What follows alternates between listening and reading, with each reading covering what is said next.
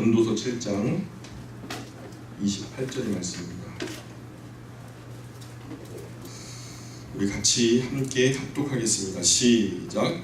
내 마음이 계속 찾아보았으나 아직도 찾지 못한 것이 이것이라. 천 사람 가운데서 한 사람을 내가 찾았으나 이 모든 사람들 중에서 여자는 한 사람도 찾지 못하였느니라. 아멘. 우리가 계속 전도서, 잠언 이런 말씀을 진행하다 보니까 자꾸만 교훈이나 훈계나 이런 이야기들 듣게 되는데요. 너무 나이가 어린 제가 이런 말씀을 전하니까 조금 불편하긴 합니다. 전하는 제가 조금 불편하지만 사실 이 말씀은 솔로몬, 더 나아가서는 솔로몬에게 임하신 하나님의 지혜가 또는 우리를 향해서 선포되어지는 것으로 여기면 참 좋을 것 같습니다.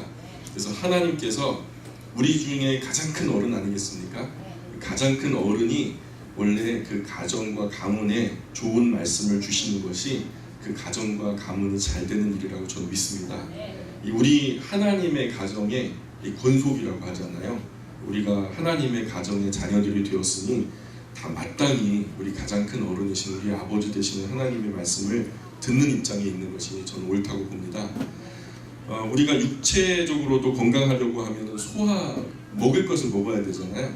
그래서 우리가 성경에도 우리가 먹을 것을 먹어야 되는 육적으로만 아니라 영적으로도 먹을 것을 뭐라 하냐면 하나님 말씀이 우리의 양식이다. 그죠? 떡은 생명의 떡이다.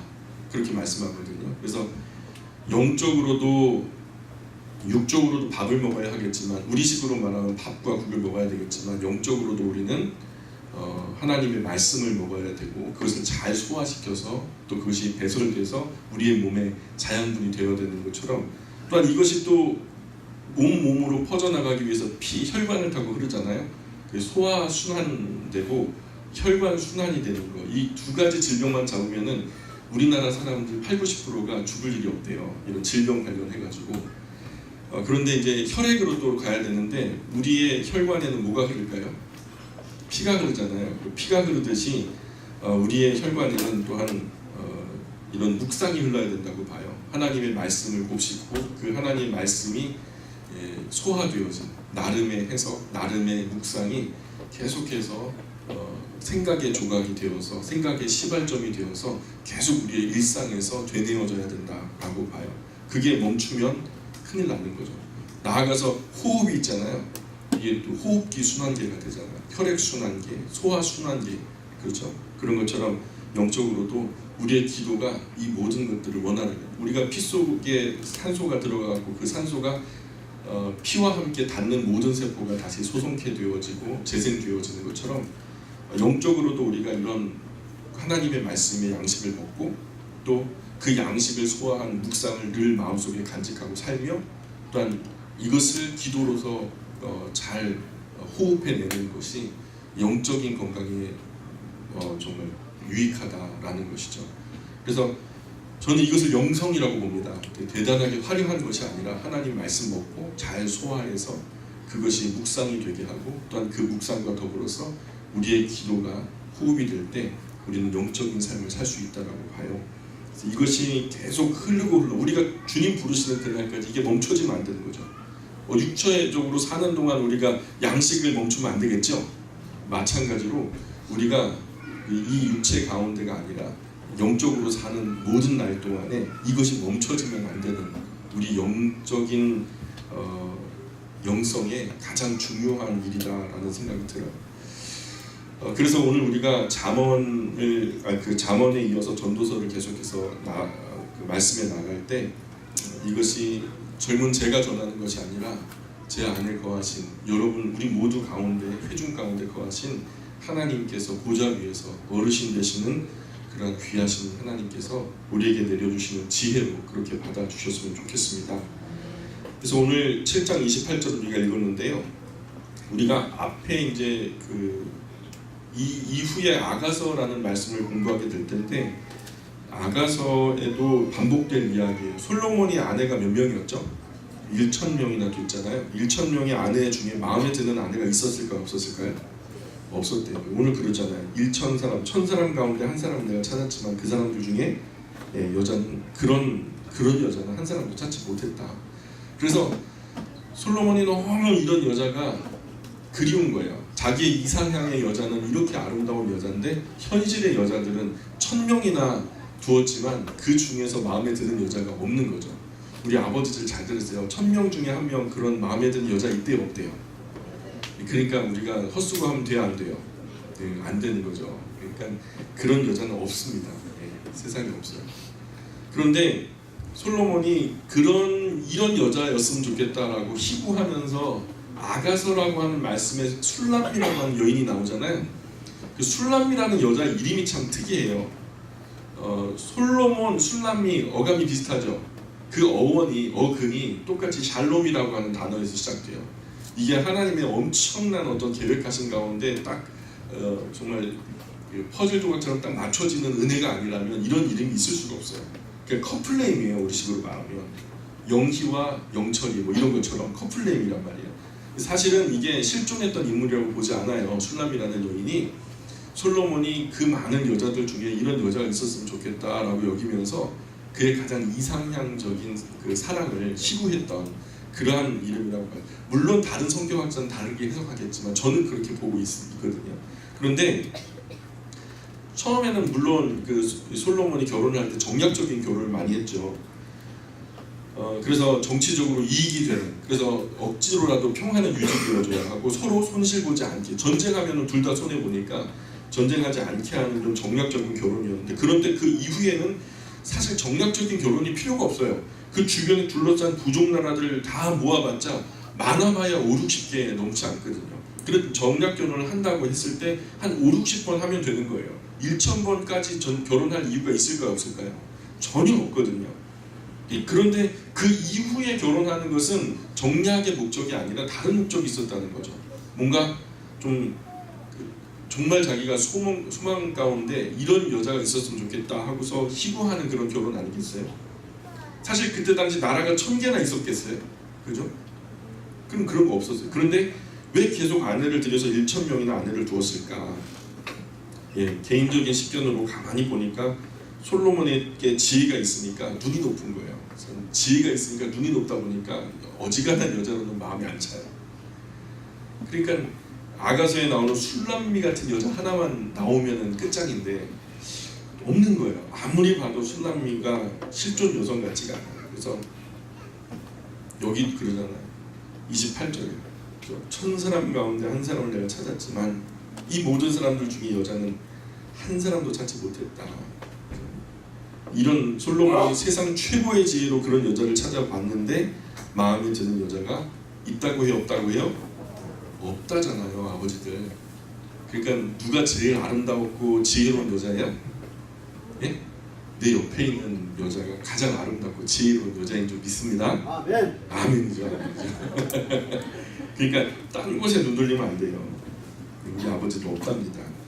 세계 최고의 음식이 뭔지 아세요? 세계 최고의 음식. 내 입에 들어가는 음식이 세계 최고의 음식. 세계 최고의 차는요? 자동차. 내가 타는 차. 그죠? 세계 최고의 여자는 누구? 내 아내죠. 내 옆에 있는 아내. 최고의 남자도 마찬가지로 내 옆에 있는 남편이겠죠. 그죠? 부모님도 자녀도 마찬가지죠. 저 사람이 내 부모였다면 얼마나 좋았을까. 이런 생각하면 돼요, 안 돼요? 예? 아우, 나에게도 저런 자녀가 있었으면 좋겠다. 이런 생각하면 안 돼요, 안 돼요? 안 되는 거예요. 그러니 남녀 청년들 괜히 헛물 켜지 마시고 인격 좋고 그냥 건강하고 신앙 좋으면 대강 결혼해야 돼요. 반쯤 미쳐서 눈 감고 결혼해야 돼요. 제정신에 결혼한 사람 아무도 없다더라고요. 그래서 완벽한 여자, 이상적인 남자는 세상에 존재하지 않아요. 하나 있긴 있는데 죽었어요. 완벽한 남자 하나 있긴 있는데 죽었어요. 누구냐면 솔로몬. 그죠? 우리 사람은 욕심이 많아서 아무리 찾아도 그 이상을 봐요. 거기가 기준이 돼가지고 그 이상을 보지 그 아래를 보지 않아요. 집을 볼 때도 그렇고 차를 볼 때도 그렇고 환경을 볼 때도 그렇고 누가 더 나쁜 환경으로 가고 싶어 하겠어요. 좋은 환경으로 가려고 하지. 만족할 사람은 이 세상에 존재하지 않아요. 적당히 해야 돼. 적당히. 시집도 적당히, 장가도 적당히. 서로의 기쁨은 잠깐이고 열매가 열려 거두는 기쁨이 더 쏠쏠하거든요. 이성적인 기쁨, 우리 저보다 오래 사셨던 어르신들 이 자리에 많이 계시니까 아시는데 성적인 기쁨, 이 사실 결혼하기 전에는 99.9%거든요. 이성적인 어떤 호감 이런 것들. 근데 이게 거쳐지고 나니까 어때요? 자식을 얻을 때 얻는 기쁨, 키우면서 얻는 기쁨 더 크죠. 이게 완숙해서 출가시키고 노년을 함께 보내면서 표정으로 말로 그냥 헛기침 한 번만으로도 감정이 통하고 이 깊은 완성되어져 가는 그 사랑. 과거 우리가 볼 때는 그게 그 모든 사랑의 전부인 줄 알았는데 지금에서 보니까 사랑의 지평이 훨씬 더 넓고 크죠. 그러면서 우리가 하나님에 대한 사랑을 깨우쳐 가는 거예요. 인간의 생로병사, 태어나면서 죽는 그 순간까지의 모든 그 과정들이 하나님의 사랑을 배워가는 과정이라고 저는 믿습니다. 그러니 우리가 빨리 결혼해가지고 이런 사랑의 단계를 거쳐서 더 깊은 사랑, 더 크고 놀라운 사랑이 있다는 것을 우리가 깨우쳐 가야 되지 않겠어요? 그래서 제가 요즘에 늦둥이를 얻어가지고 그 기쁨을 드리고 있어요. 얼마나 감사한지. 잘 때마다 배에다 이렇게 손을 올려놓으면 제가 툭툭 차요. 막. 이런 거 잘 모를 거예요, 그죠? 그러니까 우리 청년들 빨리 결혼하시라니까요. 이성의 기쁨보다 그 열매인 자녀로 얻는 기쁨이요 100배는 더 크고요, 더 묵직하고 더 깊이 있게 느껴지는 것이죠. 정확하게 한 27,950배 정도 더 커요. 그러니까 그렇게 우리가 1000사람 가운데 한 사람을 내가 찾았지만 이 모든 사람 중에서 내가 원하는 그 여자는 한 사람도 찾지 못했다. 그렇게 말씀하면서 29절 계속 읽어볼까요? 29절 시작. 내가 깨달은 것은 오직 이것이라. 곧 하나님은 사람을 정직하게 지으셨으나 사람이 망하게 되는 것이니라. 맞죠? 그죠?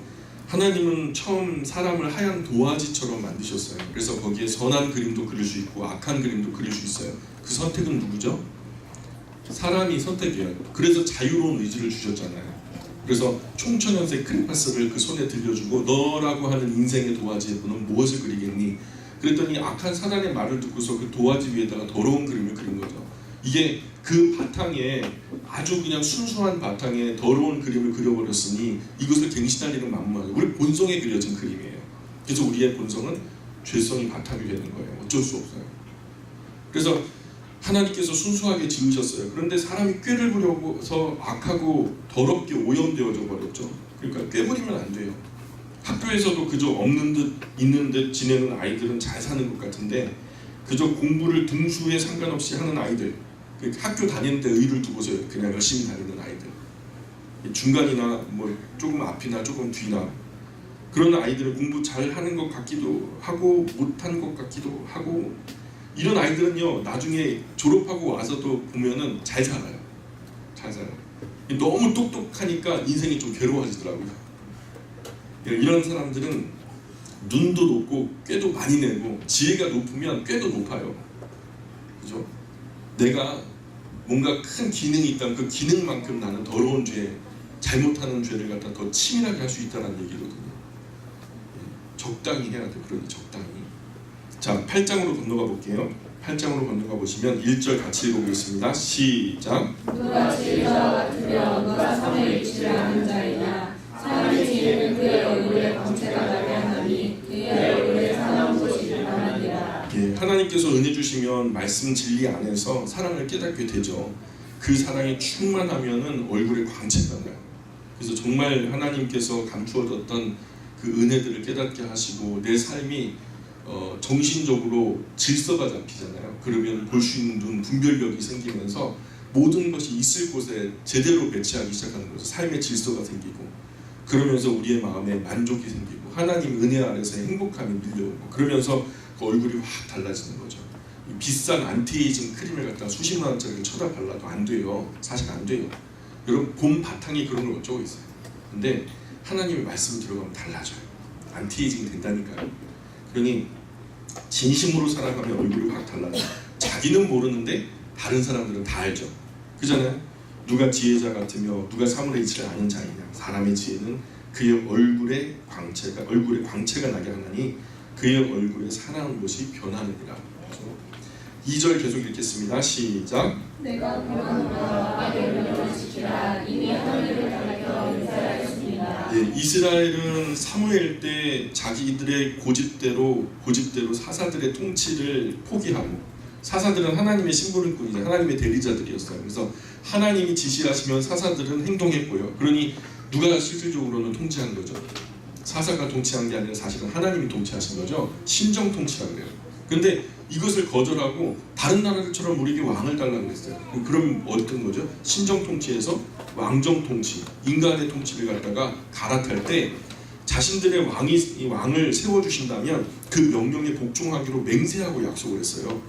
그거 지키라는 거예요. 내가 권하노라, 왕의 명령을 지켜라.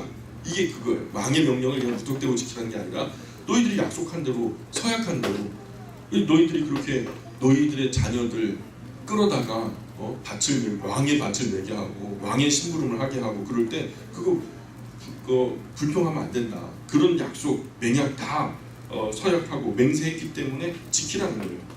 그래서 3절에 계속 읽어볼까요? 시작.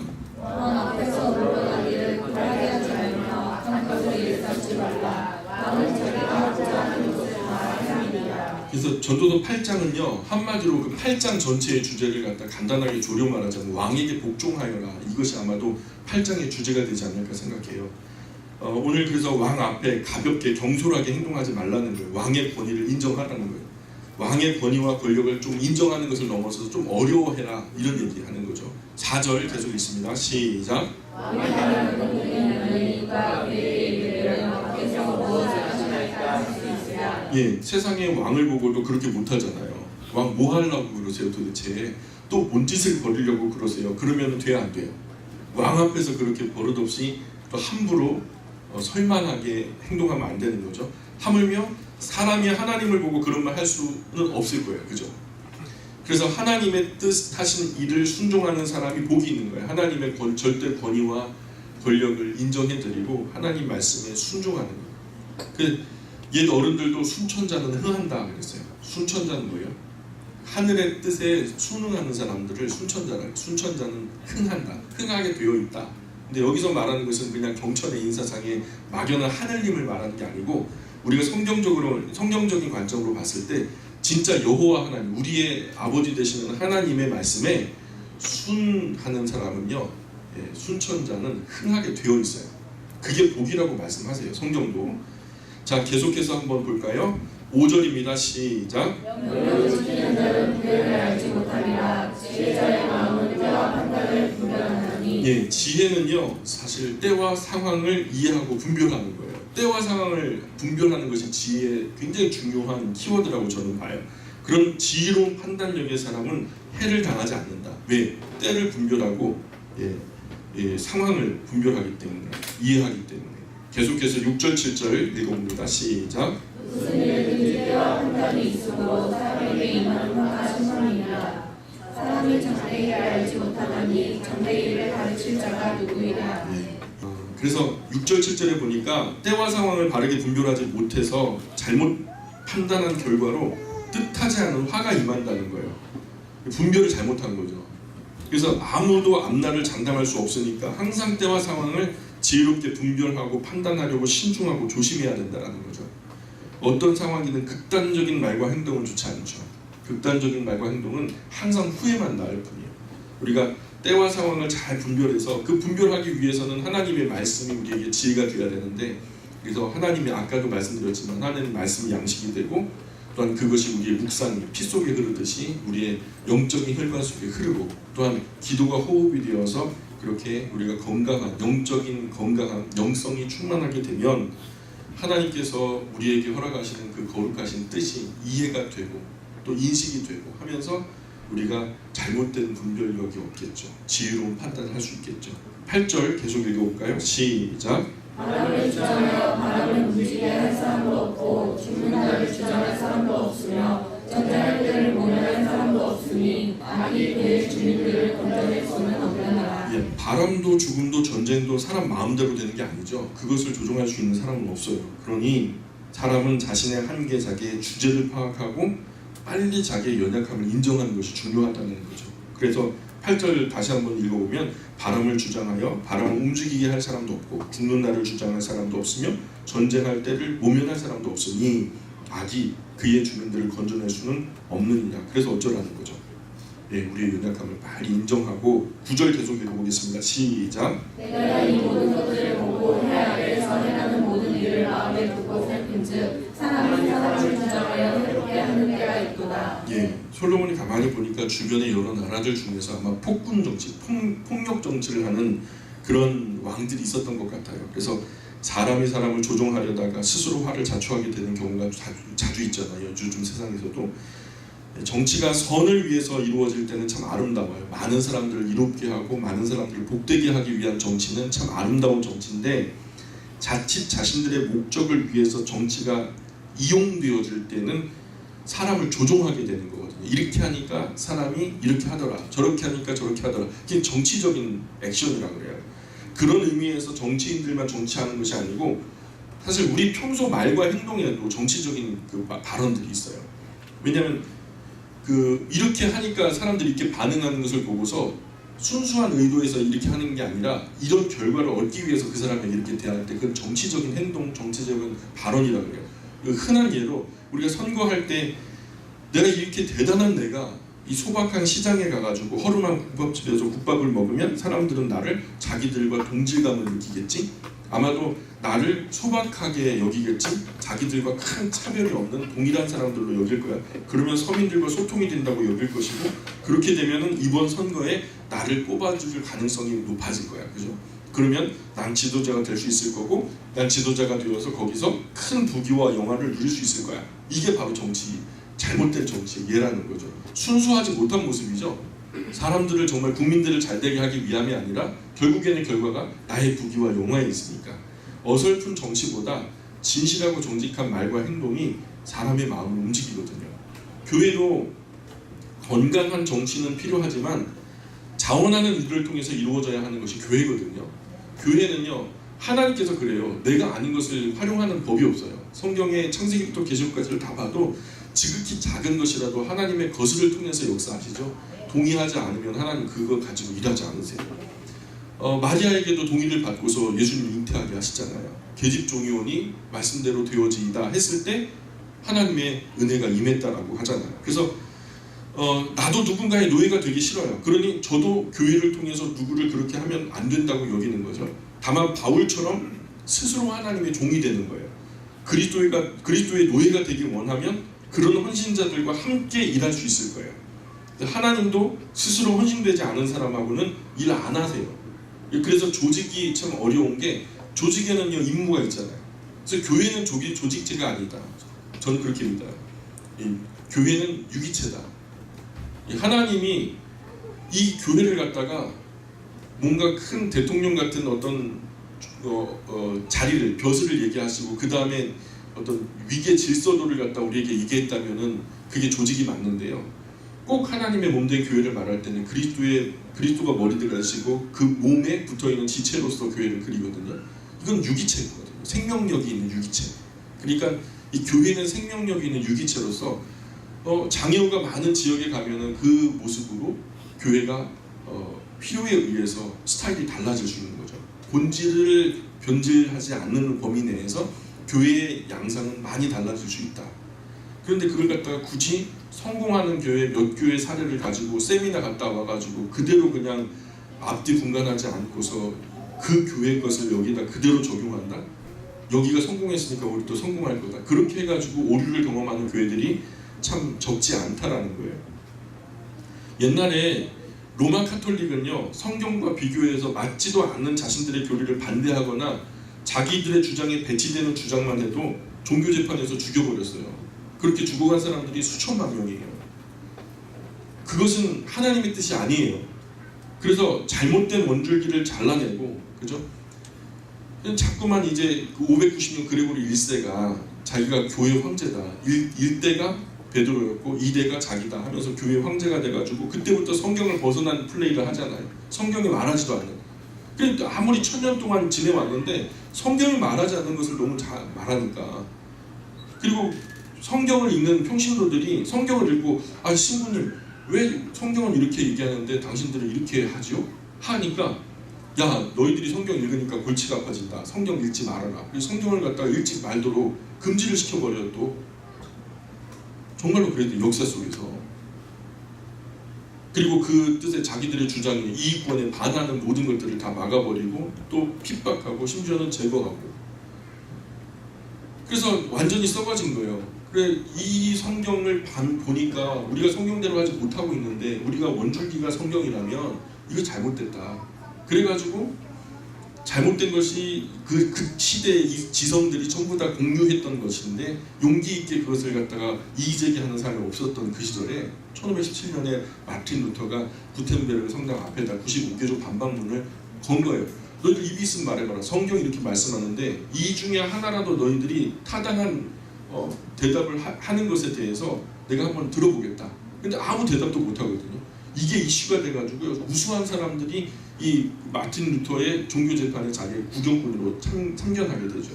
근데 마틴 루터가 하는 일들이 다 맞거든요. 하는 얘기들이 다 맞거든요. 그 재판 자리에 있는 사람들이 성경도 몰라요.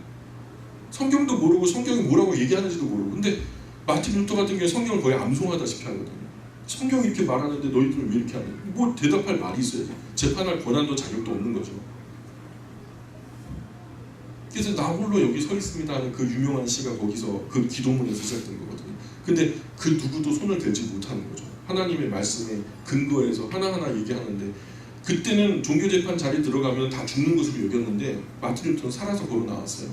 그와 뜻을 같이 하는 많은 사람들이 우리가 성경대로 좀 제대로 해보자. 그래가지고 종교개혁의 기치가 뭐예요? 캐치프레이즈. 성경으로 돌아가자예요. 성경으로 돌아가자. 솔라 스크립투라. 오직 성경으로. 그 성경을 통해서 하나님의 사랑을 이해하게 되니까 은혜가 되거든요. 오직 은혜로 우리가 봉사하자. 솔라 그라치아. 그리고 이것을 읽고 또 은혜 가운데서 신앙생활을 하다 보니까 내 안에 신앙이 생기거든요. 그 솔라 피데. 그래서 이 오직 믿음으로, 오직 은혜로, 오직 성경으로 이것이 이 기치가 된 거예요. 근데 우리가 잘못 알고 있는 용어가 뭐냐면 개신교라고 말하잖아요. 개신교라는 용어 자체가 저는 틀렸다고 봐요. 사실 개혁교회라고 하는 게 맞아요. 우리 이제부터는 앞으로 개신교라고 하지 말아요. 무슨 개신교는 무슨 이상하잖아요. 그렇잖아요. 안 그래도 발음이 이상합니다.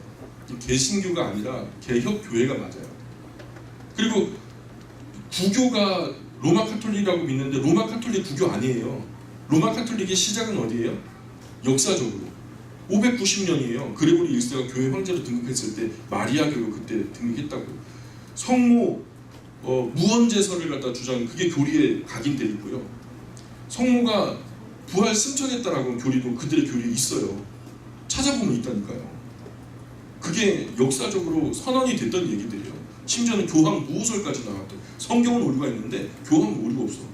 근데 교황은 계속해서 번복하거든요. 얼마 전에도 내가 잘못했다라고 많은 세계 시민들 앞에서 사과하잖아요. 그 자체가 뭐예요? 실수라는 자체가 뭐예요? 오류가 있다는 거 아니겠어요?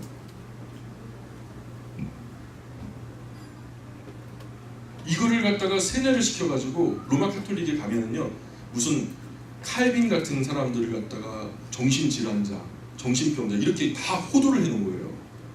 과거 중세 천년 동안의 어용 역사가들이 완전히 로마 카톨릭을 찬양하기 위한 어떤 그런 모습으로 다 변질시켜버린 거죠. 그때 당시 신앙 없이 신앙 바깥에서 순수하게 말 그대로 역사를 기록한 사람들의 기록에 의하면 눈뜨고는 차마 볼 수 없는 너무나 파렴치한 짓들이 너무나 많이 행해졌어요. 사창가의 포주가 신부님이었다니까요. 유치원이 왜 생겼게요? 성당 지하에 아이들이 시체가 수천 구가 발견되는 거예요.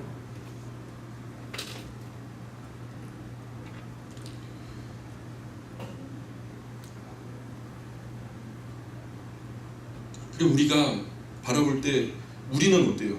개혁교회는 원래 성경으로 돌아갔을 때 성경이 사실 교회라고 불려지는 것은요 사실 아브라함 때부터예요.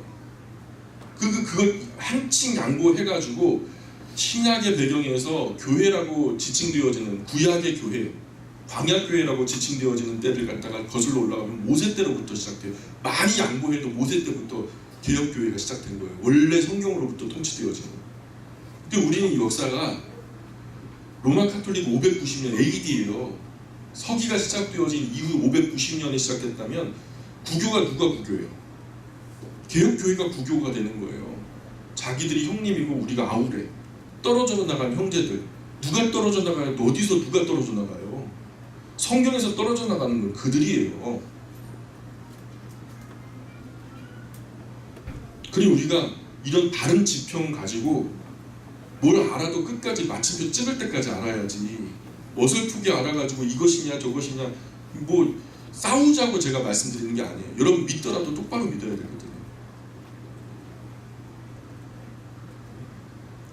그래서 그 삐뚤어져 나간 가지가 완전히 썩고 더 이상 회생 불가능해서 잘라버린 거예요. 전 지구상에 거하는 가장 큰 이단 사이비가 로마 카톨릭이라고 생각해요. 너무나 많은 사람들을 옳지 않은 곳으로 이끌고 있어요. 하나님이 아닌 다른 곳으로. 세상 어디에 마리아가 신의 마녀에 올라요. 은총이 가져가신 마리아요 하면서 분명히 기도의 대상은 마리아인데 자기들은 아니래.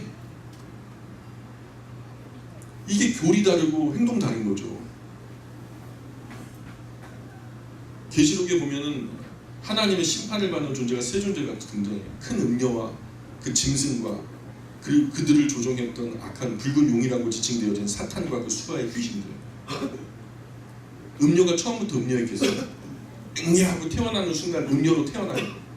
아기는 순수해요. 태어나는 순간 그러지 않았어요. 근데 삶과 상황, 때가 상황이 판단하는데 더 큰 쾌락과 기쁨, 하나님의 선을 넘어선 범죄함의 영역에 쾌락을 찾다 보니까 음료가 돼버리더라는 거예요. 처음에는 출발이 그러지 않았어요. 그런데 점점점 타락해서 이제는 성경적인 것을 찾아보기 위해서 쉽지 않은, 오히려 그때 당시 중근동 일대에 퍼져있던 590년 그 당시 중근동 일대에 퍼져있던 그 고대 종교들 9개 종교들의 모든 스타일이 전부 다 로마 카톨릭 안에 다 녹아있어요. 그 머리에 쓰는 모자라든가 돌리는 묵주 로사이오라든가 미사라고 하는 이 예배 용어 자체도, 신부 수녀 직제 자체도, 그들의 교리 자체도 전부 다 그때 당시는 성원장이라고 했다. 9개 종교, 모든 종교들 강단에 로마 사제가 가가지고 예배를 인도해요. 그러면은 뭐 선교도 되고 좋잖아요. 근데 웃기는 건 그들의 사제가 또 로마 카톨릭의 성당 안에서 강단 위에 서갖고 그들의 말씀을 선포해도 이상하게 여기지 않았다는 거예요. 강단 교류가 이루어졌다는 거죠. 도그마, 교리가 똑같을 때는 강단 교류가 가능해요. 여기 교회에서 저 교회 목사님 모셔다가 초청해가지고 말씀 전할 들을 때, 근데 우리가 스님을 모셔다가 여기서 말씀 듣지는 않잖아요. 그때 그랬다는 거예요. 근데 그게 그대로 하여튼 로마 카톨릭은 조금이라도 세력을 키울 수 있다면 다 해요. 우리나라 처음에 로마 카톨릭 들어왔을 때 제사를 너무 많이, 근데 한마디로 10계명에서 첫 번째로 막는 것이 우상숭배 아니겠어요? 우상숭배를 너무 많이 하니까 이걸 갖다 어떻게 성경에서는 아니라고 하는데 정리를 해야 될 거 아니에요. 교통 정리를 해줘야 될 거 아니에요. 이 사람들이 어떻게 정리를 했냐면 이거는 종교 행위가 아니다, 그냥 미풍양속일 뿐이다, 이렇게 정리를 해버렸어요. 우리가 양심의 손을 얹고 미풍양속인지 우상숭배인지 생각해 보자고요. 일제시대 때 신사참배, 동방요배, 떠오르는 태양, 우리 식으로 보면 우리 나라를 중심으로 해서 동쪽에 일본이 있잖아요. 거기에 살아있는 신이 있대요. 천황이라고요. 그래서 우리가 뭐 새로운 제국의 신민이 되었으니까 그 예를 갖춰야 된다 그래가지고 동방요배를 시켰잖아요. 주기철 목사님 그것 때문에 순교한 거 아니에요? 무수한 개혁교회 목사님들이 그거 안 하겠다고 순교당한 거 아니에요? 근데 그때 그렇게 하는데 그것도 뭐라고 또 선언을 했냐면 국가 의례일 뿐이다 라고 말했어요. 물론 개혁교회 안에서도 타협하고 고개 숙인 사람도 많아요. 적지 않아요. 근데 교리적으로는 그렇지 않거든요.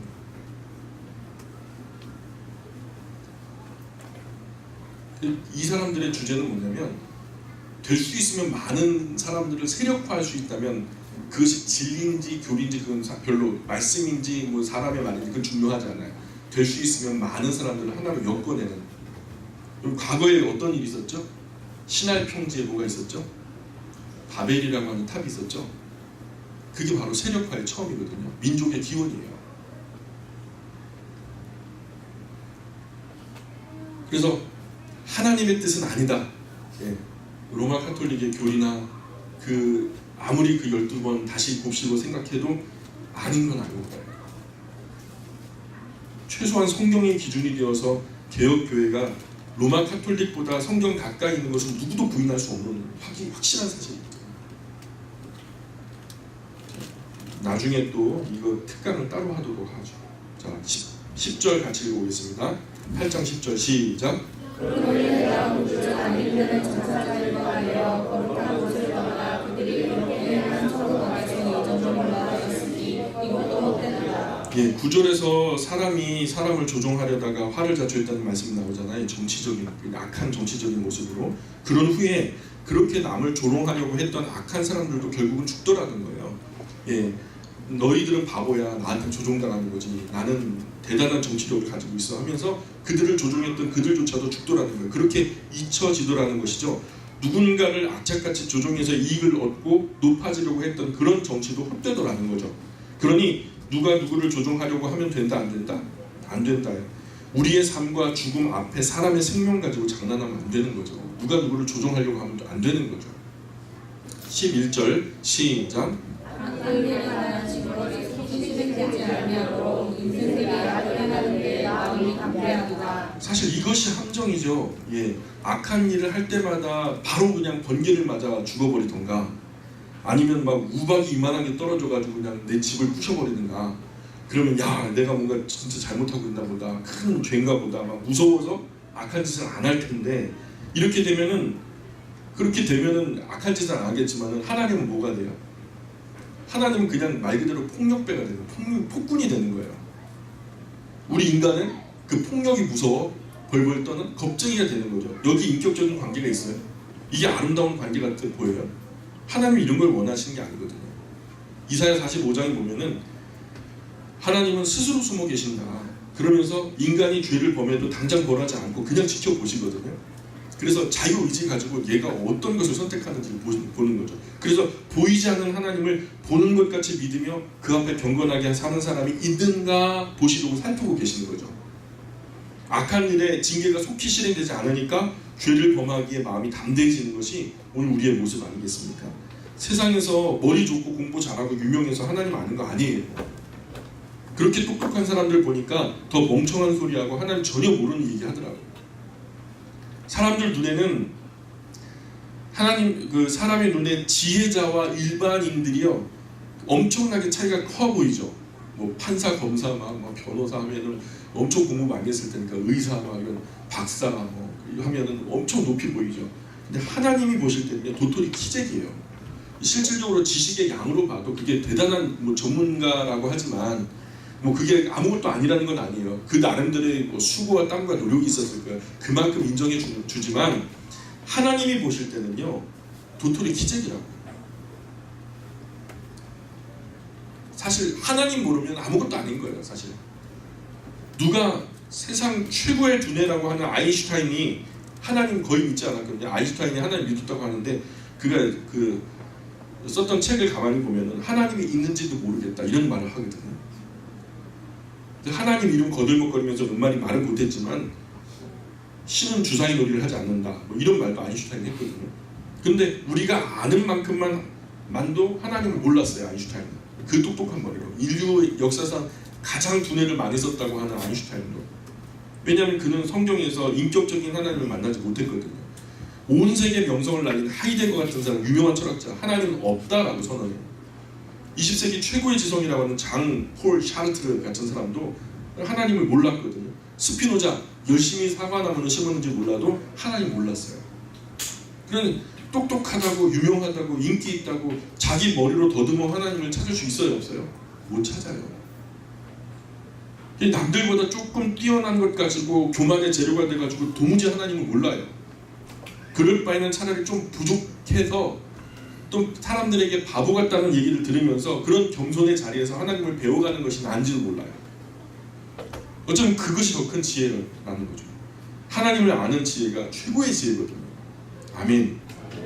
12절 13절 읽어보겠습니다. 12절 13절 시작. 죄인은 100번이나 행한 것을 자성과 그런 자가 보니 하나님을 경외하여 그를 경외하는 자들은 잘될 것이요 악인은 잘되지 못하며 무서워 죽고 그날의 그림자와 같으리니 이는 하나님을 경외하지 아니함이라. 예, 악한 사람은 100번이나 죄를 짓고도 장수할 수 있어요.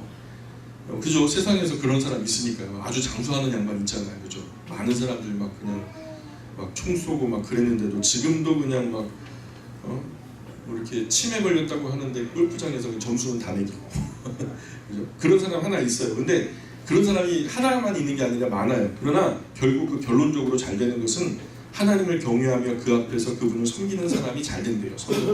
왜냐하면 악인은 하나님을 섬기지 않아요. 그 자체가 이유가 되어서 잠깐은 득세하는 것 같지만, 잠깐은 잘 되는 것 같지만 결국은 결론적으로는 형통할 수 없다는 거예요. 짧은 이 세상 안에서는 그들이 뭐 아무런 피해도 없이 죽는 것 같지만 영원의 안목에서 볼 때는 그들은 반드시 그 죄값을 치르게 돼 있어요. 하나님은 공평과 정의의 하나님이세요. 그래서 그들의 날이 그림자처럼 오래 가지 않을 거예요. 그러니 우리가 성경 공부를 하는 것 첫 번째 목적은요, 사실 구원이 아니에요. 성경 공부를 하는 첫 번째 목적은 구원이 아니고 하나님을 경외하기 위함이에요. 그게 목적이 돼야 돼요. 신구약 전체가 그 말씀에 일관되게 말씀하고 있어요. 하나님을 경외함에 모든 복의 비밀이 숨겨져 있거든요. 우리가 진심으로 하나님을 경외하는데 구원 못 받겠어요? 우리가 진심으로 하나님을 경외하는데 복을 못 받겠냐고요. 제일 중요한 것은 하나님을 경외하기를 배우는 것이다라는 거죠. 14절 15절 계속 읽어보겠습니다. 14절 15절 시작. 세상에서 행해지는 일들이 있으니 그 악인들의 행위에 따라 벌을 받는 의인들도 있고 의인들의 행위에 따라 상을 받는 악인들도 있다는 것이라. 내가 이르노니 이토록 헛되도다. 계속 시작. 이에 내가 해악을 찬양하노니 이는 사람이 먹고 마시고 즐거워하는 것보다 더 나은 것이 해악을 얻으니라. 하나님이 사람을 해악을 해하지 하시려면 수고하는 일 중에 그가 믿음과 함께 있을 것이라. 세상에는 악인이 받아야 할 벌을 심지어 의인이 받기도 해요. 악인이 누명을 뒤집어 씌워서 악인이 벌을 받아야 되는데 의인이 벌을 받고, 의인이 받아야 할 상을 악인이 가로채 가기도 하거든요. 이것도 허무하다는 거예요. 그러니 지혜자는 삶을 행복하게 누려라. 뭐 이렇게 이런 어떤 갈등에 뭐 억울함에 얽매이지 말고 이런 것을 벗어나서 삶을 행복하게 누려라라고 권면하고 싶다는 거예요. 왜요? 해 아래서 먹고 마시고 현재 지금 이 시간을 만족하는 것보다 나은 것이 없대요. 그렇게 현재를 만족하게 행복하게 살면 하나님께서 그에게 주신 삶의 모든 순간에는 기쁨이 있을 것이기 때문이다, 이렇게 말씀하는 거죠. 그러니 주신 사업으로 수고하고 사랑하는 가족과 현재의 만족과 행복을 기쁨으로 누리고 화목하며 지내는 것, 맛있는 거 먹고 시원한 거 마시면서 건전하고 화목한 가정생활 이루는 것, 그 이상의 행복은 이 지구상에는 없다. 그 이상의 어떤 만족은 지구상에는 없다. 그거 이상을 갖다가 꿈꾸고 그 이상을 자꾸만 목말라 하는 그 욕심이 하나님이 주시지 않은 분량이거든요. 그러니까 그거 이상을 꿈꾸지 말자고요. 적당히 해야 돼요. 적당히. 자, 16절 17절 계속 읽습니다. 시작. 내가 마음을 다하여 지혜를 알고자 하며 세상에서 행해지는 일을 구하는데 강나주로 자직하는 자가 이르다. 또 내가 하나님의 모든 행사를 살펴보니 해 아래에서 행해지는 일을 사람이 능히 알아낼 수 없도다. 사람이 아무리 애써 알아보려고 할지라도 능히 알지 못하나니 비록 지혜자라 아무라 할지라도 능히 알아내지 못하리로라. 아멘. 그래서 16절 그 후반에 보면은요, 밤낮으로 거기 보이세요? 거기 밤낮으로 16절에 중반에 거기 가로 열고요. 그리고 맨 마지막에 못하는 자도 있도다, 거기 끝에다 가로 닫고, 거기는 가로에 이렇게 들어가 있어요. 그래서 가로로 묶여져 있는데 아마 후대에 옮겨 쓰는 어떤 분이 주변에서 그런 사람이 있는 것을 보고서 원문을 이렇게 필사하다가 아마도 그 성경 귀퉁이에다 풋노트를 달아놓은 것 같아요.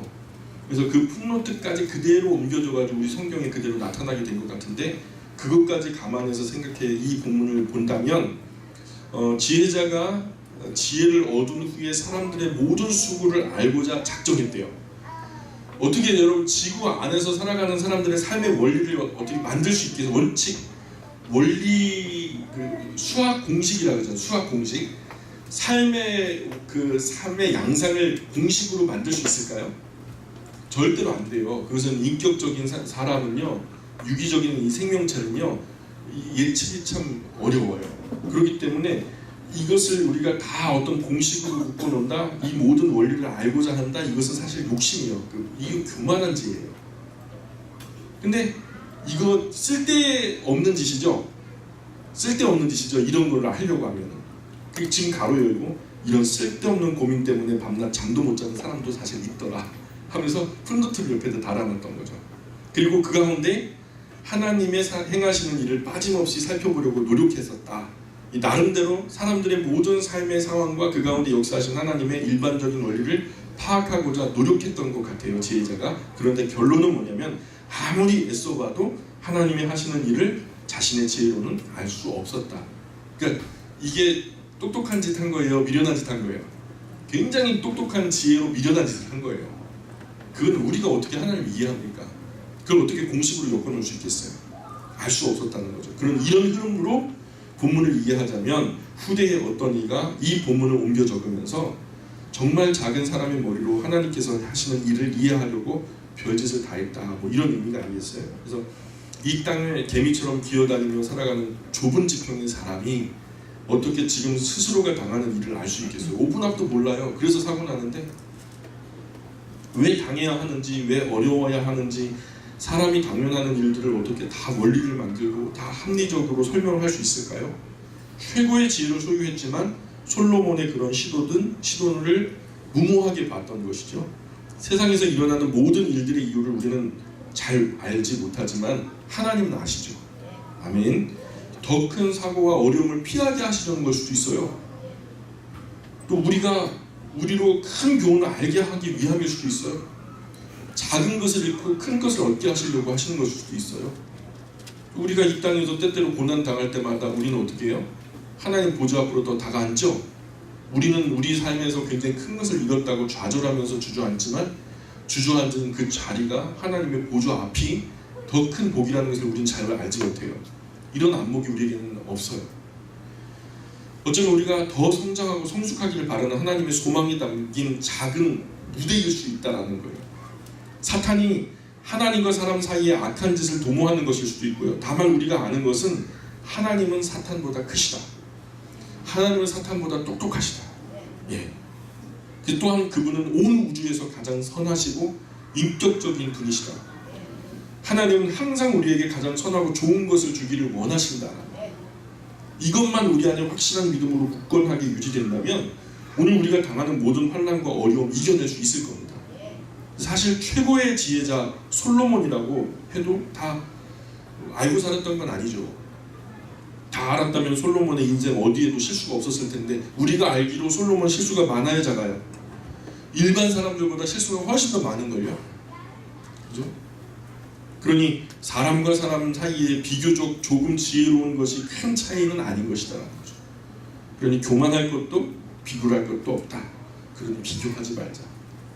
오늘 어쨌든 8장에 관한 한 말씀 그렇게 나누었습니다. 우리 기도할까요? 하나님 고맙습니다. 전도자의 입술을 통해서 하나님의 지혜를 우리에게 베풀어 주시니 고맙습니다.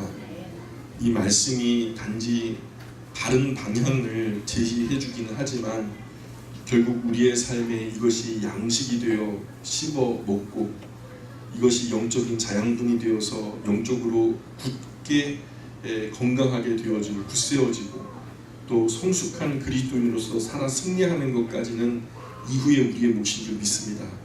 공식적인 공동체 예배는 여기서 끝나지만 그러나 우리가 개인적으로 드리는 예배는 이제 시작입니다. 하나님 우리에게 성령으로 기름 부어주시고 우리의 삶의 예배가 성공하고 승리할 수 있도록 그 지혜로 함께하여 주시옵소서. 그래서 잘 분별하고 잘 선택하고 하나님의 자녀답게 건강하게 살아서 다음 주일날 우리가 예배 가운데 하나님께 고개를 조아릴 때는 그래도 하나님 나름 노력했습니다. 불쌍히 여겨주십시오 라고 하는 뿌듯함이 우리 안에 있었으면 좋겠습니다. 하나님 한 주간의 삶을 주님께 의지합니다. 우리와 늘 함께 동행하여 주옵소서. 감사하며 예수님의 이름으로 기도합니다. 아멘.